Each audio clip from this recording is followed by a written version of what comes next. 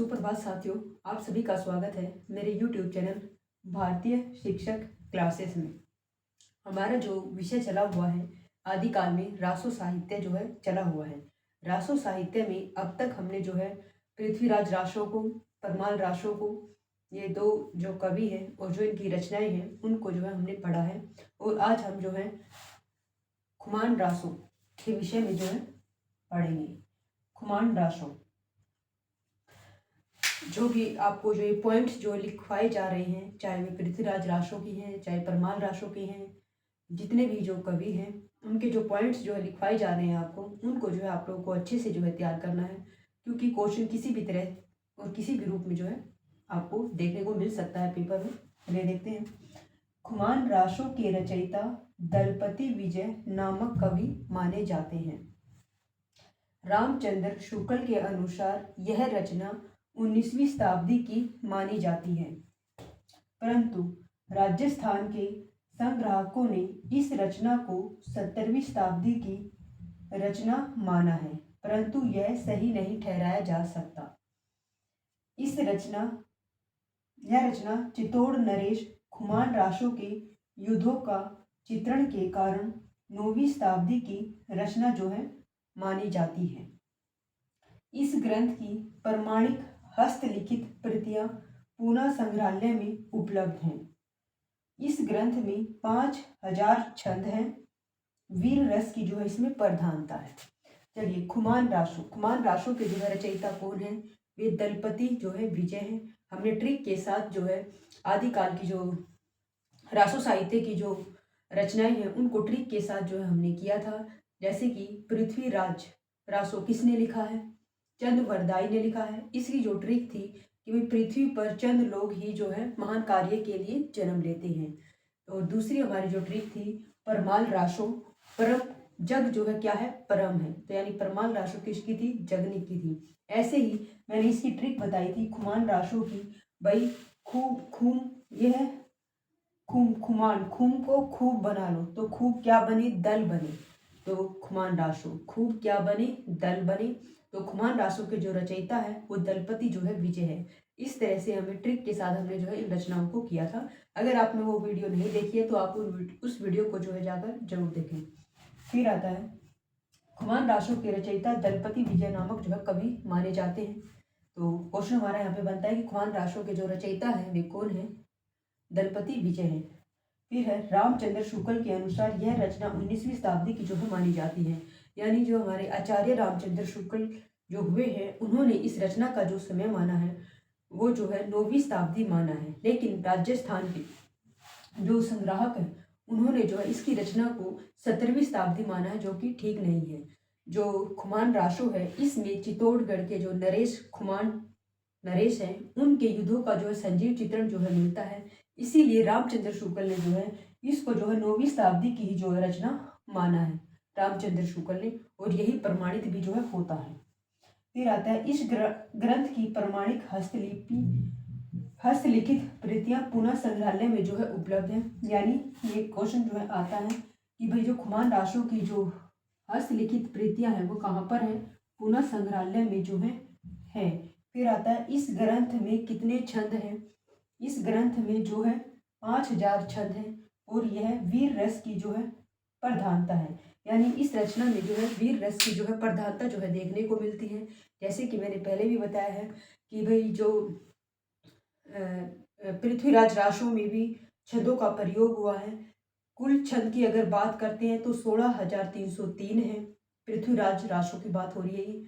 दूसरा, कितने प्रकार के छंदों का प्रयोग हुआ है? तो 68 प्रकार के छंदों का प्रयोग हुआ है। कितने सर्ग है? तो 69 सर्ग हैं। ये 3-4 पॉइंट बिल्कुल आपको दिमाग में रखने हैं। ये 3-4 पॉइंट तो पृथ्वीराज रासो के विषय में नहीं बोलने, यहाँ से जरूर क्वेश्चन बनता है। और इसमें जो खुमान रासो है इसमें जो है आपको 5000 छंद जो है देखने को मिलते हैं। चाहे पृथ्वीराज रासो है, परमाल रासो है या खुमान रासो है, इन रचनाओं में जो है वीर रस की प्रधानता जो है देखने को मिलती है। क्योंकि इस काल के जो कवि हुए हैं आदिकाल के, तो इन्होंने जो है युद्धों में बढ़ चढ़कर जो है बहुत भाग लिया है। तो वहाँ के जो दरबारी कवि होते थे तो उन्होंने ही जो है उन राजाओं के युद्धों का सजीव चित्रण जो है अपनी रचनाओं में किया है।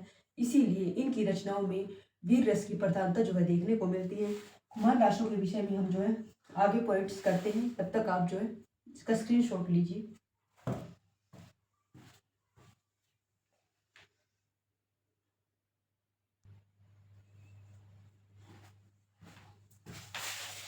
चलिए आगे के पॉइंट्स जो है देखते हैं। खुमान रासो, इस ग्रंथ में बगदाद के खलीफा अल मामू एवं चित्तौड़ रावल खुमान के मध्य युद्ध का जो है वर्णन किया गया। यानी इसमें जो है बगदाद के जो खलीफा हैं अल मामू और खुमान रासो के बीच युद्धों का जो है सजीव चित्रण जो है इसमें देखने को मिलता है। इस रचना में 3 खुमान राजाओं की वीरता का जो है वर्णन मिलता है। यानी जो ये रचना है खुमान रासो, इसमें खुमान नाम से 3 राजाओं का जो है वर्णन देखने को मिलता है। कितने? 3। कौन कौन से? प्रथम खुमान, जिसका समय 810 विक्रम संवत से 865 विक्रम संवत है। फिर है द्वितीय खुमान, जिसका समय 870 विक्रम संवत से 900 विक्रम संवत है।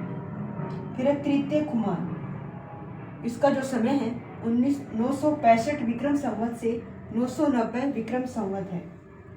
हजारी प्रसाद द्विवेदी के अनुसार इस ग्रंथ की चर्चा हिंदी साहित्य के आदिकाल में नहीं होनी चाहिए। तो ये खुमान रासो के विषय में कुछ पॉइंट्स थे कि भाई जो ये खुमान रासो ग्रंथ है, इसमें बगदाद के खलीफा अल मामू एवं चित्तौड़ रावल खुमान के मध्य युद्ध का जो है संजीव चित्रण देखने को मिलता है। और इसमें जो है तीन क्या है? 3 खुमान राजाओं की वीरता का वर्णन है। 3 खुमान नाम से 3 जो है राजा हुए हैं, जिनका वर्णन इसमें मिलता है। प्रथम खुमान जो है 810 विक्रम संवत से 865 विक्रम संवत समय रहा इनका। द्वितीय जो खुमान है इनका 870 विक्रम संवत से 900 विक्रम संवत रहा है। और जो तीसरा है वो है 1965 विक्रम संवत से 990 विक्रम संवत रहा है।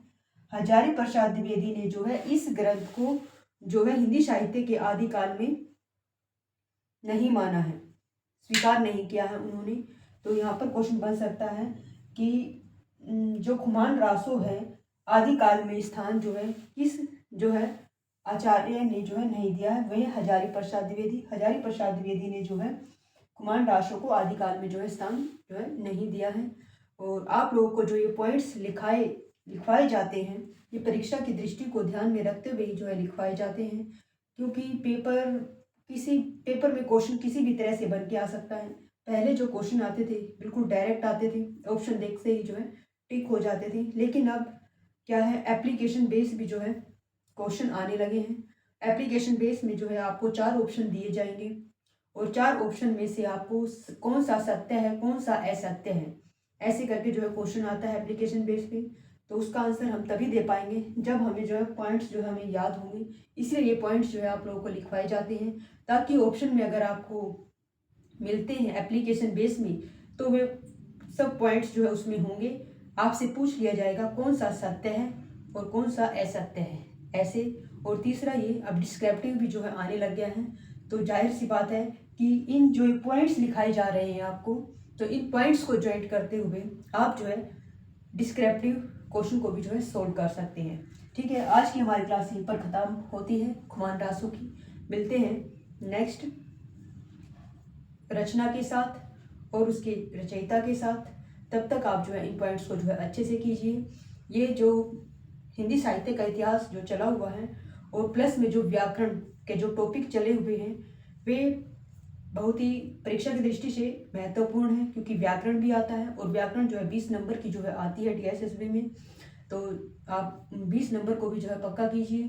और दूसरा ये है कि हिंदी साहित्य और व्याकरण ये दोनों ही जो है हमारे टॉपिक साथ के साथ चले हुए हैं। जैसे ही ये टॉपिक खत्म होगा वैसे ही व्याकरण का जो है हम टॉपिक स्टार्ट करेंगे।